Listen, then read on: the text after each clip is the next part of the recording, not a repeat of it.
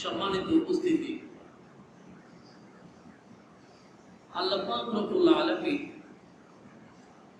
পৃথিবী সৃষ্টির সূচনা লগ্ন থেকে এই পর্যন্ত অনেকগুলো জাতি প্রেরণ করেছে। অসংখ্য মানুষ পৃথিবীর বুকে প্রেরণ করেছে। প্রত্যেকটা মানুষ বিভিন্ন জাতি ধর্ম গোত্রে বিভক্ত ছিল। সমস্ত মানুষগুলোকে আল্লাহ সুবহানাহু ওয়া তাআলার সঠিক পথ প্রদর্শনের জন্য যুগে যুগে অসংখ্য নবী ও রাসূল প্রেরণ করেছেন।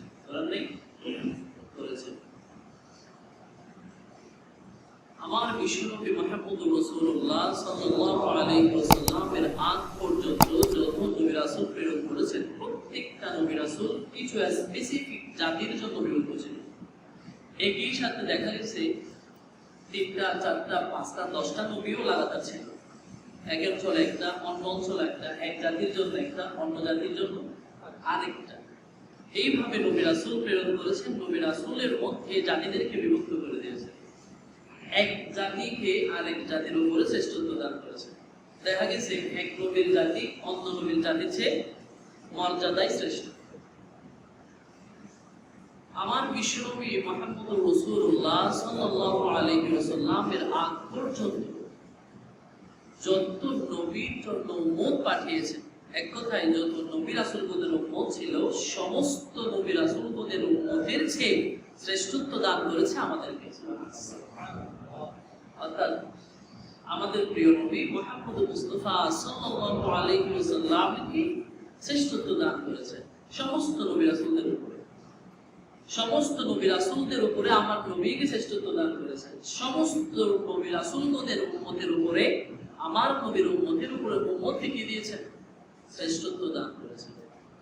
অথচ যত পৃথিবীর মুখে মানুষ এসেছে, উম্মত এসেছে নবীদের, সমস্ত মানুষদের চেয়ে কম হায়াত পেয়েছে আমার নবীর উম্মতেরা। পৃথিবীর তো অনেক বয়স না? আমার বিশ্বনবী মুহাম্মদুর রাসূলুল্লাহ সাল্লাল্লাহু আলাইহি ওয়াসাল্লাম অতিবাহিত হয়ে গেছে তো প্রায় 1500 বছর হয়ে গেছে। আমাদেরকে এটা মনে পড়লে 1500 বছর হয়ে গেছে, অনেক মনে হয়, তাই না? অথচ হযরত নূহ আলাইহিস সালামের বয়সই ছিল প্রায় 1000 বছর, 950 বছর তিনি হায়াত পেয়েছিলেন। পৃথিবীর বয়স নির্ধারণ করতে গেলে আসলে এটা তো নির্ধারণ করা যায় না। এতটুকু বলা যায় হযরত ইব্রাহিম আলাইহিস সালামের সময় থেকে এই পর্যন্ত প্রায় 5000 বছর। ইব্রাহিম আলাইহিস সালামের আগে অসংখ্য নবী রাসূল এসেছিলেন, অসংখ্য উম্মত এসেছিলেন। তো সেই বয়স নির্ধারণ করতে কেউ যায় না, সাহস পায় না। কখন আদম আলাইহিস সালাম আসছিলেন? অথচ আদম আলাইহিস সালাম সৃষ্টির আগে থেকেই কিন্তু পৃথিবী ছিল। আদম আলাইহিস সালাম তো পৃথিবীর বুকে এসে পড়েছিলেন। আদম আলাইহিস সালামের জন্যই পৃথিবী সৃষ্টি করা হয়েছে এমনটা কিন্তু নয়। আল্লাহ বলেছেন ইন্নী জাইলুন ফিল আরদি খলিফা, হে আমার ফেরেশতারা, আমি আমার জমিনের জন্য একজন প্রতিনিধি পাঠাতে চাচ্ছি। তার মানে বোঝা যায় জমিন আগে থেকে কি ছিল। এটা বোঝাতে চাচ্ছি সমস্ত উম্মতের চেয়ে সবচেয়ে কম হায়াত যারা পাচ্ছে তারা হচ্ছে আমার নবীর উম্মতেরা। আমার নবীর উম্মতেরা যদি কম হায়াত পেয়ে থাকে, তুলনামূলকভাবে তাদের চেয়ে তারা বেশি হায়াত পাইছে না? তো তারা বেশি ইবাদত করার সুযোগ পেয়েছে না? তারা বেশি ইবাদত করার সুযোগ পাওয়ার পরেও আমার নবীর উম্মতেরা কিভাবে শ্রেষ্ঠত্ব লাভ করলো? তারা হায়াত পাচ্ছে 60 বছর, 70 বছর, 80 বছর, 50 বছর।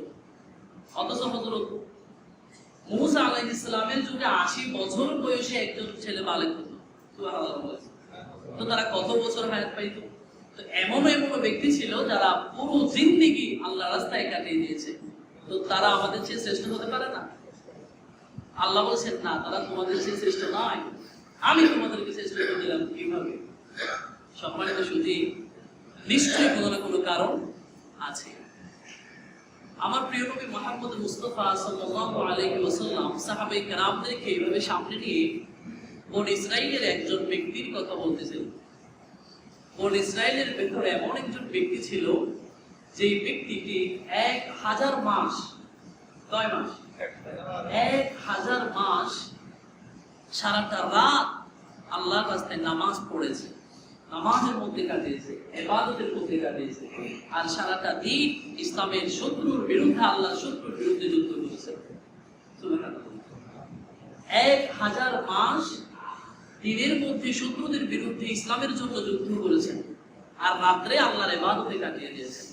এই কথাটি আমার নবী যখন সাহাবায়ে কেরামদেরকে বলতেছিলেন, সাহাবায়ে কেরামরা শুনে অবাক হয়ে গেল।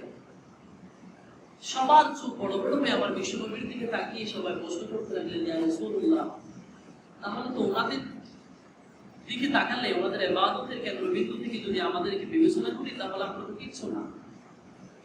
তারা তো অনেক বছর হায়াত পেয়েছে, আল্লাহ অনেক বেশি ইবাদত করার সুযোগ পেয়েছে, আমরা কি করবো? আমরা তো অত বেশি মর্যাদা পেতে পারি না, কারণ আমরা তো সময় পাচ্ছি না।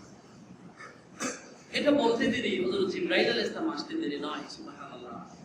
জিবরাইল আলাইহিস সালাম এসে বললেন, ইয়া নবী, আল্লাহ পাক আপনার আগের উম্মতদের হায়াত বাড়িয়ে দিয়েছেন কিন্তু তাদেরকে কদর দেন নাই। সুবহানাল্লাহ। আপনার উম্মতদেরকে আপনার উপরে আল্লাহ সুবহানাহু ওয়া তাআলা এমন একটা রজনী দিয়েছেন, এমন একটা রাত দিয়েছেন, যে একটা রাত ওই বনি ইসরাইলের ব্যক্তির 1000 মাসের চেয়েও শ্রেষ্ঠ। এমন একটা রজনী আল্লাহ আপনার উম্মতদেরকে দিয়েছেন, যেই রজনীতে যদি কেউ জেগে থেকে দাঁড়িয়ে থেকে আল্লাহর রাস্তায় ইবাদত করে, আল্লাহর ইবাদত করে, কোরআন তিলাওয়াত করে, নামাজ পড়ে, তাহলে সে ওই একটা রাতের বিনিময়ে 1000 মাস ইবাদত করলে যে সওয়াব পেত তার চেয়ে বেশি সওয়াব আল্লাহ তাআলা তার আমলনামায় দিয়ে দিবেন। সুবহানাল্লাহ। শুধু তাই নয়, আরেকটা হাদিসে আছে, হযরত মুজাহিদ রাদিয়াল্লাহু তাআলা থেকে এই হাদিসটি বর্ণিত, তাবরানীতে আসছে। আমার বিশ্বনবী সাহাবায়ে কেরামদেরকে সামনে নিয়ে বনি ইসরাইলের 4 জন ব্যক্তির কথা বলতেছিলেন। 4 জন ব্যক্তি, একজন জাকারিয়া, আইয়ুব, ইলজিল ইবনে আজুজ এবং ইউশা ইবনে নূন। এই 4 জন ব্যক্তির কথা তিনি বলতেছিলেন যে এই 4 জন ব্যক্তি লাগাতার 80 বছর, কয় বছর? লাগাতার 80 বছর আল্লাহর ইবাদত করেছেন, এক মুহূর্তের জন্য আল্লাহর নাফরমানি করেন নাই। সুবহানাল্লাহ।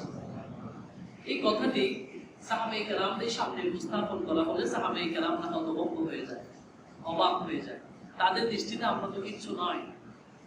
এরপরে তাদের এই দুঃখ, গ্লানি, কষ্ট দূর করার জন্য জিবরাইল আলাইহিস সালাম চলে এসে আমার বিশ্বনবীকে বলেছেন, ইয়া রাসূলুল্লাহ, আপনার উম্মতদেরকে নিরাশ হতে না বলো, তাদের উপরে কদর রয়েছে, লাইলাতুল কদর। এটা কি?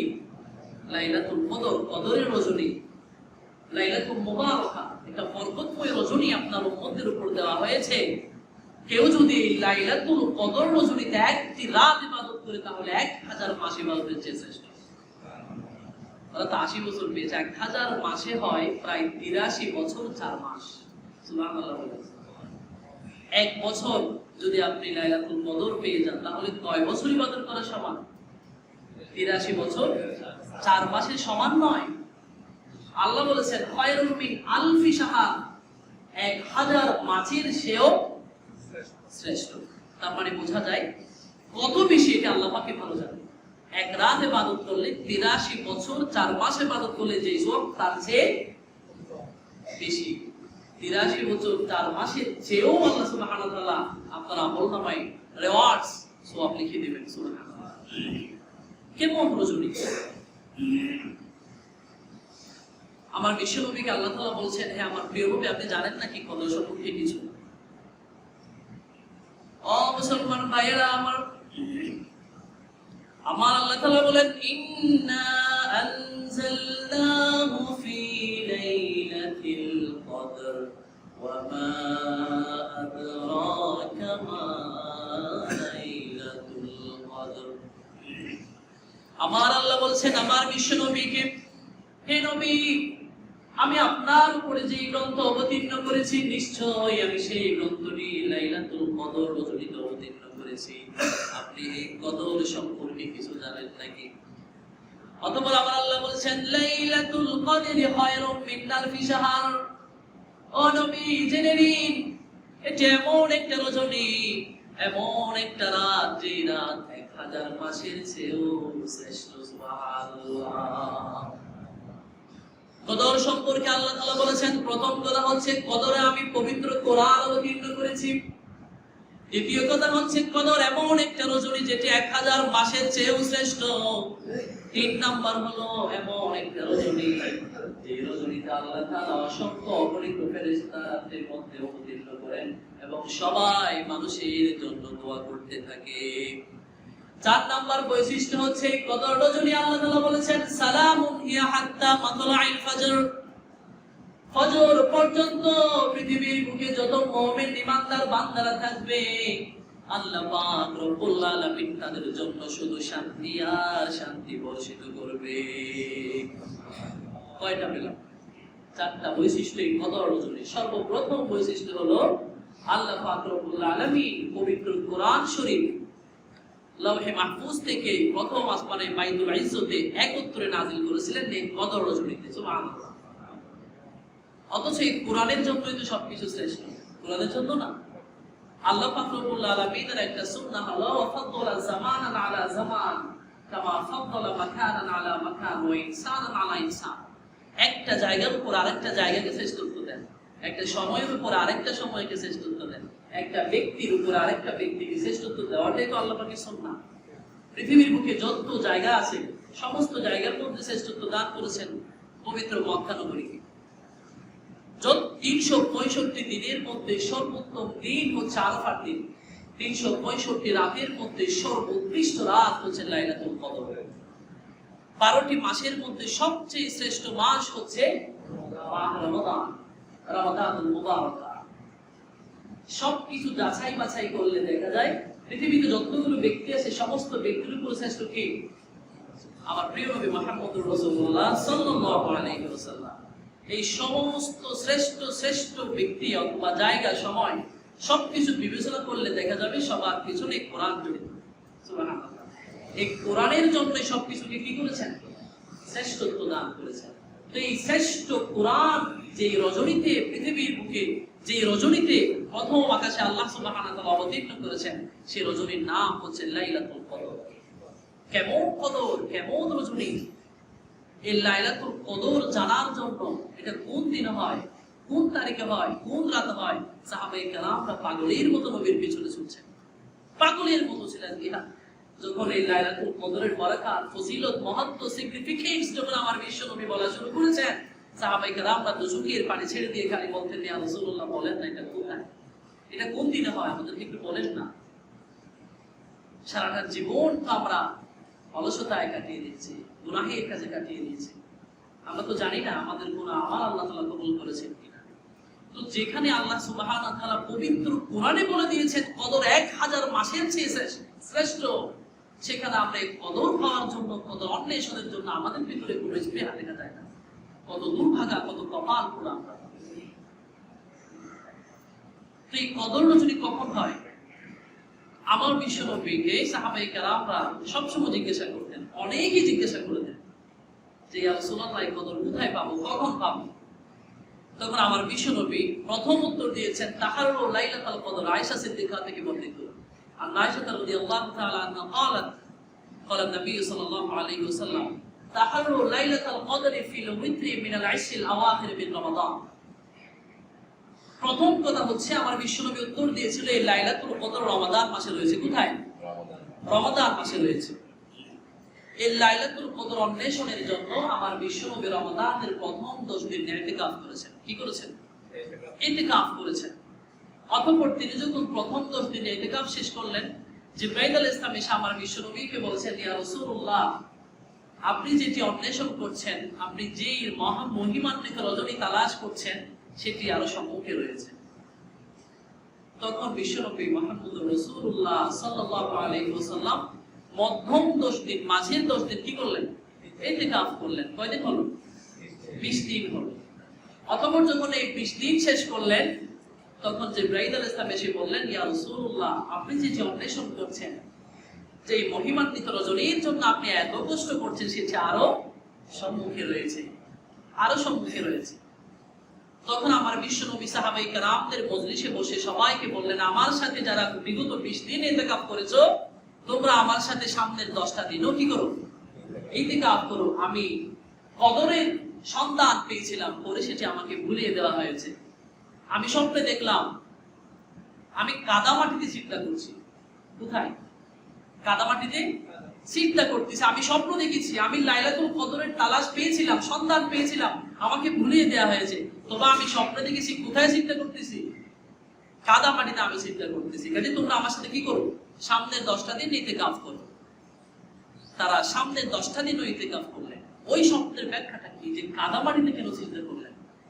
বর্ণনাকারী উবাই ইবনে কাব তিনি বলছেন যে অতঃপর আমরা বিশ্বনবীর সাথে ফজরের নামাজ পড়লাম। বিশ্বনবী সাহাবায়ে কেরামদেরকে এই ঘোষণাটি দিয়েছেন 20 রমজান ফজরের নামাজের পরে। কখন? 20 রমজান ফজরের নামাজের পরে বলছেন, কারণ আমরা তো 20 তারিখ 19 তারিখ সন্ধ্যায় তো কোথায় ঢুকবো? ইতিকাফে ঢুকবো। সেই 19 তারিখ সন্ধ্যায় সকালবেলা, 19 তারিখ সকালবেলা, 20 রমজান 19 তারিখ সকালবেলা সাহাবায়ে কেরামদেরকে বলছেন, আমার সাথে তোমরা যারা 20 দিন ইতিকাফ করেছো, তোমরা সামনের 10টা দিন ইতিকাফ করো। আমি কদরের তালাশ পেয়েছিলাম, সন্ধান পেয়েছিলাম, আমাকে ভুলিয়ে দেওয়া হয়েছে। তবে আমি দেখেছি আমি কাদামাটিতে কি করছি? চিন্তা করছি। এতটুকু বলার পরে তারা তো ইতিকাফে বসে গেলেন সন্ধ্যায়। অতঃপর সকালবেলা স্বপ্নের ব্যাখ্যাটি উবাই ইবনে কাব বলছেন যে আমরা যেই মসজিদে বিশ্বনবীর সাথে ফজরের নামাজ আদায় করলাম, সেই মসজিদের ছাউনিটা ছিল খেজুর গাছের ডাল দ্বারা। কি দ্বারা? খেজুর গাছের ডাল দ্বারা। রাত্রিবেলা কোনো মেঘ ছিল না, আকাশে কোনো মেঘ জমা ছিল না, বৃষ্টি হওয়ার কোনো আশঙ্কাও ছিল না। তবে দেখলাম ফজরের নামাজের আগে আগে বৃষ্টি হলো। কি হলো? বৃষ্টি হলো। একটা শীতলময় রাত অনুভব করলাম। এরপরে যখন আমরা বিশ্বনবীর সাথে নামাজ শেষ করলাম, বিশ্বনবী যখন নামাজের দিকে তাকিয়েছেন, তখন দেখলাম ওনার কপালে কাদামাটি লেগে আছে। সুবহানাল্লাহ বলবেন না? সকালবেলা বলছিলেন আমি স্বপ্ন দেখলাম, আমি কাদামাটিতে চিন্তা করতেছি। অতঃপর এরপর দিন সকালবেলা সাহাবায়ে কেরামদের সামনে স্বপ্নটি সত্যি হলো কিনা? সত্যি হলো। তাহলে তিনি সাহাবায়ে কেরামরা 21 তারিখ রাত বিগত হওয়ার পরে 22 তারিখ সকালবেলা দেখলেন বিশ্বনবীর কপালে কাদামাটি লেগে আছে। সুবহানাল্লাহ। এখানে কি বোঝা যায়? এটা দেখে বোঝা যায় অনেক সময় যে শেষের 10 দিনে যে লাইলাতুল কদর রয়েছে, এটা একটি প্রমাণ। এটা কি প্রমাণ? একটা গেল।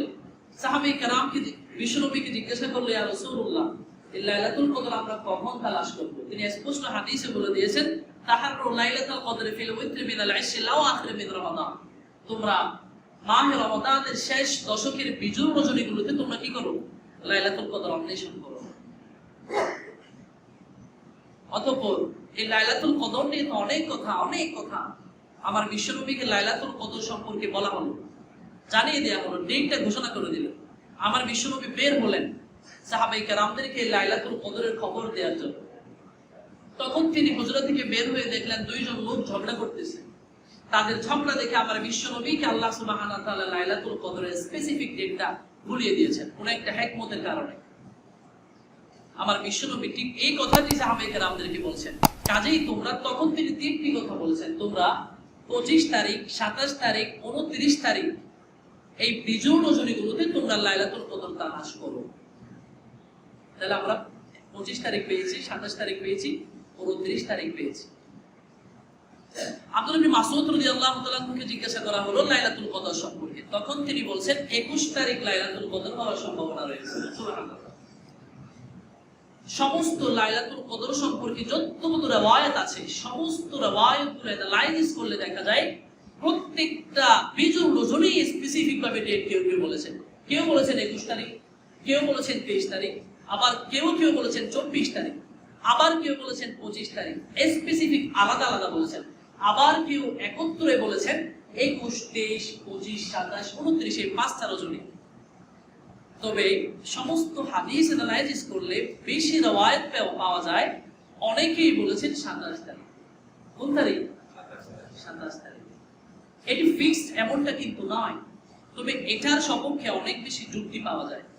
এবং মুসলিম রাহমাতুল্লাহি আলাইহি এটার উপরে হাদিস এনেছেন।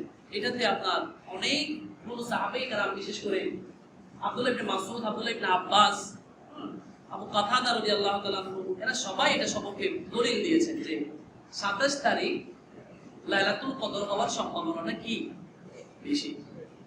কিভাবে বেশি? তারা কয়েকটা দলিল দেন। একটা দলিল হলো ইন্না আনজালনাহু ফি লাইলাতুল কদর, এই সূরার ভিতরে একটা সালামুন হিয়া হাত্তা মাতলাইল ফাজর, একটা হিয়া শব্দ নাই আছে কিনা? হিয়া অর্থ হিয়া, এটা হচ্ছে জমির, এটার মর্যাদা হচ্ছে লাইলাতুল কদর, অর্থাৎ সালামুন হিয়া হাত্তা মাতলাইল ফাজর, এই রজনীতে সকাল পর্যন্ত আল্লাহ সুবহানাহু ওয়া তাআলা শান্তি বর্ষিত থাকে। এই রজনী বলে হিয়া কদরের দিকে সম্বোধন করতেছে কি করতেছে না? করতেছে কিনা? তো এই কদর সূরার মধ্যে হিয়া শব্দটি হচ্ছে 27তম শব্দ। সুবহানাল্লাহ। ইন্না আনজালনা থেকে শুরু করে হিয়া শব্দটি কততম শব্দ? 27তম শব্দ। কি অদ্ভুত ভাবে একটা ব্যাখ্যা দেখেন, 27তম শব্দ। আরেকটা দলিল হচ্ছে হযরত ওমর বিন খাত্তাব রাদিয়াল্লাহু তাআলা, এটা আসছে আপনার আব্দুল্লাহ ইবনে আব্বাস রাদিয়াল্লাহু তাআলা হাদিস রওয়ায়াত করেছেন কাতাদা রাহমাতুল্লাহ রাদিয়াল্লাহু তাআলা। হযরত ওমর বিন খাত্তাব রাদিয়াল্লাহু তাআলা থেকে আব্দুল্লাহ ইবনে আব্বাস রাদিয়াল্লাহু তাআলা জিজ্ঞাসা করলেন, হে ওমর, লাইলাতুল কদর সম্পর্কে আপনি কি জানেন? তখন ওমর বিন খাত্তাব রাদিয়াল্লাহু তাআলা বলেছেন, এটা রমাদানের শেষ দশকের বিজুর রজনীগুলোতে হয়ে থাকে। তখন আব্দুল্লাহ ইবনে আব্বাস বলছেন, এতটুকু আমি জানি বিজুর রজনীগুলোতে কোন তারিখে লাইলাতুল কদর হয়ে থাকে। সুবহানাল্লাহ বলেন। ওমর অবাক, বলছে আপনি জানেন? জি আমি জানি। কখন হয়ে থাকে? তখন আব্দুল্লাহ ইবনে আব্বাস রাদিয়াল্লাহু তাআলা বলছেন, এটা রমাদানের শেষ দশকে 7 দিন অবশিষ্ট থাকবে অথবা 7 দিন অতিক্রান্ত হবে। সুবহানাল্লাহ। এটা এমন একটা দিকে হবে যে রমাদানের শেষ দশকে 7 দিন অবশিষ্ট থাকবে অথবা 7 দিন অতিবাহিত হবে, অতিক্রান্ত হবে। কিভাবে বুঝলেন আপনি? বলছে আসমান কয়টা? আসমান 7টা, জমিন 7টা, মানুষের খাদ্য 7 প্রকার, চিন্তা করতে হয় 7 অঙ্গের উপরে, তাওয়াফ করতে হয় 7 বার, কঙ্কর নিক্ষেপ করতে হয় 7 বার। এই বলে বলে বলে 7 7 7 অনেকগুলো উদাহরণ দিলেন। সুবহানাল্লাহ। অতঃপর এর উত্তরে ওমর বিন খাত্তাব রাদিয়াল্লাহু তাআলা বলছেন, আপনি যেটি চিন্তা করেছেন এটি অনেক বড় বুদ্ধিমত্তার পরিচয়। সুবহানাল্লাহ। এটা অনেক বুদ্ধিমানরা এইভাবে চিন্তা করে থাকে।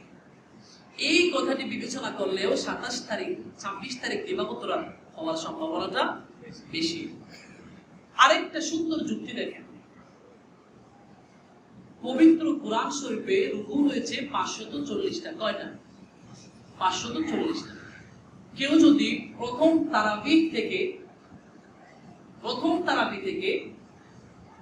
20 রাকাত তারাবির নামাজ পড়ে, কয় রাকাত? 20 রাকাত করে প্রথম তারাবি থেকে তারাবির নামাজ শুরু করে এবং প্রত্যেকটা রাকাতে যদি এক রুকু করে তারা কি করে? তারাবির নামাজে তিলাওয়াত করে। বুঝেন না? প্রথম রমাদান থেকে কেউ যদি 20 রাকাত হিসেবে তারাবির নামাজ আদায় করে এবং প্রত্যেকটা রাকাতে যদি পবিত্র কোরআন শরীফের এক রুকু করে তিলাওয়াত করে, তাহলে এটি সুদা 27 তারিখে গিয়ে কোরআন খতম হবে। বুঝেন নাই? 27 তারিখে গিয়ে 540 রাকাত নামাজ হবে, 540টা রুকু শেষ হবে। সুবহানাল্লাহ। পরীক্ষা করে দেখতে পারেন, পবিত্র কোরআন শরীফের রুকু রয়েছে কয়টা? 540টা। প্রথম রমাদান থেকে 27 তারিখ পর্যন্ত 20 রাকাত করে যদি কেউ তারাবির নামাজ পড়ে, তাহলে তার রাকাত হবে 540 রাকাত। সুবহানাল্লাহ। এবং এক রাকাতে যদি একটি করে রুকু তারা তিলাওয়াত করে, 540 রাকাত নামাজে 540 রুকু তারাবির নামাজে খতম শেষ হবে 27 তারিখ রজনীতে, 26 তারিখ দিবাগত রজনীতে। সুবহানাল্লাহ। এটি একেবারে তারাবির নামাজ 20 রাকাত হওয়ার একটা দলিল, লাইলাতুল কদর 27 তারিখে হওয়ার একটা দলিল এবং পবিত্র কোরআন শরীফের মহত্ব বোঝানোর একটা দলিল। সুবহানাল্লাহ। তবে 27 তারিখ রজনী লাইলাতুল কদর হবে এই ভেবে যদি কেউ বসে থাকে, তাহলে সে মুকামের পরিচয় হবে। আমার বিশ্বনবী তো কোথাও স্পেসিফিক ভাবে বলে দেন নাই 27 তারিখ লাইলাতুল কদর, তো বলেছেন? এটা তো সাহাবায়ে কেরামদের ইজতিহাদ। এই যে হাদিসগুলো বললাম, 27 তারিখে দিবাগত রজনীতে, 26 তারিখ দিবাগত রজনীতে কদর হওয়ার সম্ভাবনা রয়েছে, এটি কাদের ইজতিহাদ? সাহাবায়ে কেরামদের ইজতিহাদ। বিশ্বনবীর জীবদ্দশায় কেউ এটা বলে নাই। আমার বিশ্বনবী সব সময় বলেছেন, তোমরা তাহাররু লাইলাতুল কদর ফিল উইত্রি মিনাল আশরিল আওয়াখির মিন রমাদান। তো এই লাইলাতুল কদরের বরকত যদি আমরা পরিপূর্ণভাবে পেতে চাই, সবচেয়ে সুন্দর একটা সুবর্ণ সুযোগ হচ্ছে শেষ দশকে ইতিকাফ করা। কি করা? ইতিকাফ করা। ইতিকাফের অনেক বড় মহত্ব। আবু হুরায়রা রাদিয়াল্লাহু তাআলা থেকে বর্ণিত, কান রাসূলুল্লাহ সাল্লাল্লাহু আলাইহি ওয়াসাল্লাম ইয়াতাকিফু ফি কুল্লি রমাদান 10 আইয়াম فلما كان العام الذي قبض فيه 20 اعتكف 20 يوما سبحان الله আমার বিশ্বনবীর জীবদ্দশায় প্রত্যেকটা রমাদানে তিনি শেষ দশকে ইতিকাফ করেছেন সুবহানাল্লাহ বলেন এবং তিনি যেই বছর ইন্তেকাল করবেন সেই বছর তিনি 20 দিন ইতিকাফ করেছেন সুবহানাল্লাহ অনেক বেশি নরম হয়ে গেছেন দুর্বল হয়ে গেছেন ইতিকাফ ছাড় দেওয়ার কথা ছিল সেখানে তিনি আল্লাহর কাছে আল্লাহর কৃতজ্ঞতা প্রকাশ করার জন্য 20 দিন ইতিকাফ করেছেন সুবহানাল্লাহ আয়েশা সিদ্দিকা রাদিয়াল্লাহু তাআলা থেকে হাদিস বর্ণিত আন্না নবী সাল্লাল্লাহু আলাইহি ওয়াসাল্লাম ইয়াতাকিফু ফিল 20 আওয়াখির মিন রমাদান হাত্তা তাওয়াফাহু আল্লাহু আযজা ওয়া জাল্লা সুম্মা ইয়াতাকাফা আজওয়াজাহু মিন বা'দিহি সুবহানাল্লাহ বলেন আমার বিশ্বনবী জীবদ্দশায় তিনি প্রত্যেকটি রমাদানের শেষ দশকে তিনি ইতিকাফ করেছেন তিনি যখন ইন্তেকাল করলেন দৃষ্টিটা আমার দিকে দেন তিনি যখন ইন্তেকাল করলেন তাহার ইন্তেকালের পরে ওনার স্ত্রীরা এই ইতিকাফের আমল জিন্দা করেছেন সুবহানাল্লাহ বলেন ইতিকাফের অনেক বেশি ফজিলত ইতিকাফ যদি কেউ শেষ দশকে করে গ্যারান্টি হচ্ছে সে লাইলাতুল কদর কখনো মিস করবে না সুবহানাল্লাহ 21 তারিখে লাইলাতুল কদর হওয়ার সম্পর্কে অনেক স্ট্রং দলিল রয়েছে 23 তারিখে হতে পারে 25 তারিখে হতে পারে 27 তারিখে হতে পারে শেষ রজনীতে হতে পারে কিন্তু শেষ দশকের ভিতরে আছে কিনা আছে কাজেই আমরা ইতিকাফ করার জন্য আমাদের মনকে দৃঢ়তার সহিত দৃঢ় রাখবো ইনশাআল্লাহ আর ভাই সারা জীবন তো আমরা অবহেলায় কাটিয়ে দিয়েছি হেলায় দুলায় কাটিয়ে দিয়েছি জীবন থেকে 10টা দিন এমন আছে যে 10টা দিনের মধ্যে একটা রাত এমন রয়েছে যে একটা রাত 83 বছর 4 মাসের চেয়ে শ্রেষ্ঠ তো কে না পেতে চায় বুদ্ধিমানরা জুফ বুঝে খুব মানে আর বুকারা গাধার মতো পরিশ্রম করে এই লাইলাতুল কদরের জন্য কত মানুষ হাকার করে বসে থাকে শেষ দশকে রয়েছে ইতিকাফ করবো তো ইনশাআল্লাহ কিন্তু আমাদের দুর্ভাগ্য হলো ইতিকাফ এমন একটা আমল হয়ে গেছে সমাজের মধ্যে কিছু মেহমান পরিমাণে রিকোয়েস্ট করে টাকা পয়সা দিয়ে যার হাঁটু সোজা হয় না পাকা মানুষ তাকে এসে জোর করে বসায় দেয় যে আপনি ইতিকাফ করেন যেহেতু ইতিকাফ হচ্ছে সুন্নাতে মুআক্কাদায়ে কিফায়া যদি কোন একটা এলাকায় কেউই আদায় না করে সবাই গুনাহগার হয়ে যাবে নাউজুবিল্লাহ জোরে বলেন কিন্তু যদি কেউ একটা আদায় করে ফেলে তাহলে সবার মাথার উপর থেকে চলে যাবে এই ভেবে ওনারা করে কি যে যারা সমাজের সর্দার রয়েছেন মসজিদের কমিটি রয়েছেন তারা কি করে যার কোনো খেয়ে দিয়ে কাজ নাই বাসায় গেলেও সবাই বিরক্ত হয় দোকানে গেলেও বিরক্ত হয় একটা বৃদ্ধা মানুষ যার ইবাদত করার কোনো সুযোগ নাই বয়স নাই তাকে এনে মসজিদে বসায় দেয় ভাই এটা কেন করতেছেন এটাকে এরকম একটা আমল যে আমলটা আমার বিশ্বনবী এত বেশি আহমিয়ত দেখিয়েছেন আমার বিশ্বনবী তার জীবদ্দশায় শুধুমাত্র 1 বছর তিনি এটাকে বাদ দিয়েছেন কয় বছর একবার কেন বাদ দিয়েছেন ইচ্ছে হয় নাই অলস ছিলেন এজন্য না তিনি যখন দেখতে পেলেন যে ইতিকাফের প্রতি গুরুত্ব দিয়ে সমস্ত সাহাবায়ে কেরামরা মসজিদে এসে ভিড় করতেছে ইতিকাফের এত বেশি মর্যাদা সবাই চলে আসতেছে তখন আমার বিশ্বনবী ভয় পেয়ে গেলেন তোমাদের ভিতরে ঈমানের এত জজবা কিন্তু আমার শেষ উম্মতের ভিতরে তো এত বেশি থাকবে না তোমাদের এই আন্তরিকতা দেখে আল্লাহ ওয়াজিব যেন না করে দেন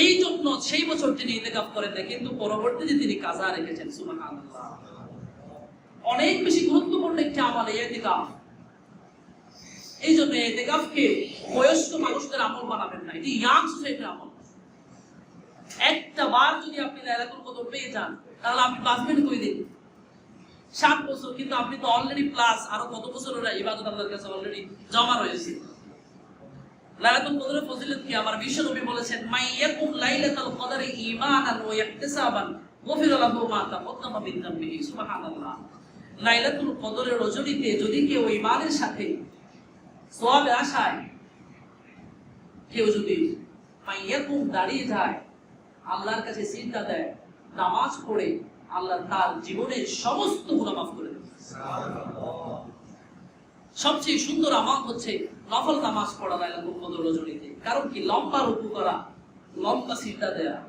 সিজদার মাধ্যমে তো বান্দা আল্লাহ সবচেয়ে নিকটবর্তী হয় আকরাবু মা ইয়াকুনু আবদান মিন রাব্বিহি ওয়া হুয়া সাজিদুন ফাকসিরু ফিহি দুআ সুবহানাল্লাহ বলে বান্দা আল্লাহ সবচেয়ে নিকটবর্তী হয় যখন সে সিজদা অবস্থায় থাকে আমার বিশ্বনবী যখন এই শেষ দশক আসতেন তখন তিনি ঘুমাতেন না নিজেও ঘুমাতেন না তার পরিবার পরিজনদেরকেও ঘুমাতে দিতেন না আমাদেরকে জাগাই দিতেন এবং কোমরে গামছা বেঁধে তিনি ইবাদতের মধ্যে নেমে যেতেন। সুবহানাল্লাহ। হাদিস শরীফের মধ্যে আমার বিশ্বনবী ইরশাদ করেন,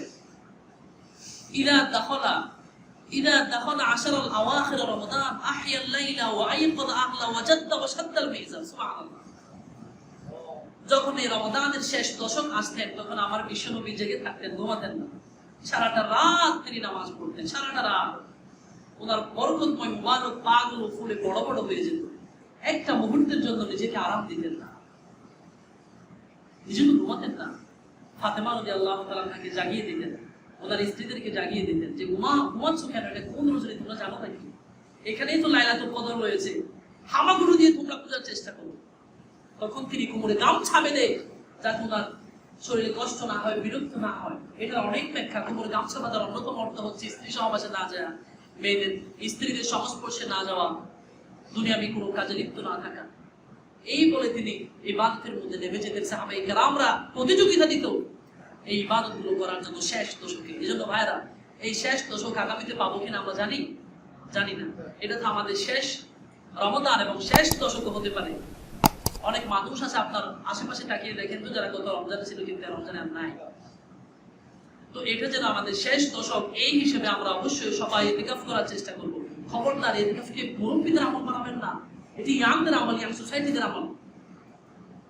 মসজিদের ভিতরে ইতিকাফ মানে কি?